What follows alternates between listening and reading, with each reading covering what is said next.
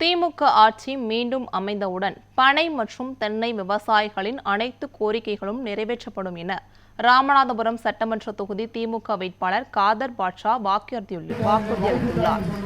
ராமநாதபுரம் சட்டமன்ற தொகுதி திமுக வேட்பாளர் காதர் பாட்ஷா தீவிர வாக்கு சேகரிப்பில் ஈடுபட்டு வருகிறார். இந்த நிலையில் மண்டபம் மத்திய ஒன்றியத்திற்குட்பட்ட உச்சிப்புலி அருகே பிரசித்தி பெற்ற நாகாச்சி அம்மன் கோவிலுக்கு சென்று அம்மன் மற்றும் விநாயகரை தரிசித்தார். அதன்பின் அங்கிருந்த பொதுமக்களிடம் வாக்கு சேகரித்தார். அப்போது அப்பகுதியில் இருந்த மக்கள் அவருக்கு உற்சாக வரவேற்பளித்தனர். தொடர்ந்து செய்தியாளர்களுக்கு பேட்டியளித்த அவர், மீனவர்களின் கோரிக்கைகள் குறித்து முதல்வரிடத்தில் நிச்சயம் எடுத்துரைப்பேன் என உறுதியளித்தார்.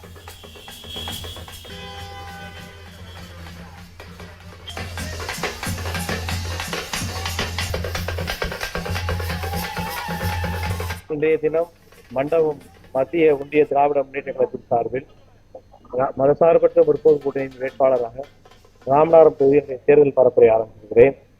இந்த பகுதியில் வாழக்கூடிய ஏறத்தாழ 10 கிராம மக்களுடைய குலதெய்வமாக அருள்பளிக்கக்கூடிய அருள்மிகு நாகாச்சி அம்மனை வணங்கி என்னுடைய தேர்தல் பரப்புரை தொடங்கி இருக்கின்றேன்.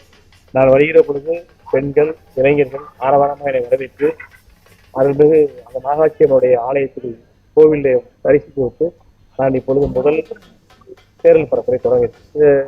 கடந்த காலங்களில் நம்ம மாவட்டத்தில் இருக்கக்கூடிய தென்னை விவசாயிகள் தமிழ்நாட்டுடைய முதலமைச்சர் இங்கே வருகிற பொழுது அவர்களை நேரடியாக அழைத்து தென்னை விவசாயிகள் சார்பாக பல்வேறு கோரிக்கை வைத்தார்கள். விலை நிர்ணயம் செய்ய வேண்டும் என்றெல்லாம் கோரிக்கை வைத்திருக்கிறார்கள். அதை கண்டிப்பாக இந்த திராவிட மாடல் முதலமைச்சர் செய்திருப்பதாக தென்னை விவசாய சங்கத்தின் நிர்வாகிகள் சந்திக்கிற பொழுது ராமநாதபுரம் உறுதியளித்தார்கள். மிக விரைவில் நம்முடைய திராவிட மாடல் மீண்டும் ஆட்சிக்கு அமைகிற போது கண்டிப்பாக அமைத்துக் கொடுப்பார். நாட்டுப்படகு மீனவர்களுக்கு அதிகமா இருக்கிறாங்க. அவர்கள் பிரேரித்தமா தேர்தல் அளிக்கிற ஒரு 5-6 கோரிக்கை திட்டங்களை நம்முடைய முதலமைச்சர் அறிவித்திருக்கிறார். அவற்றில் குறிப்பாக மீன் தொழிலை சார்ந்தக்கூடிய பெண்களுக்கான திட்டங்கள் வந்திருக்கிறார். அவைகளையும் மக்களிடத்தில் சொல்லி நான் வாக்கு செய்கிறேன்.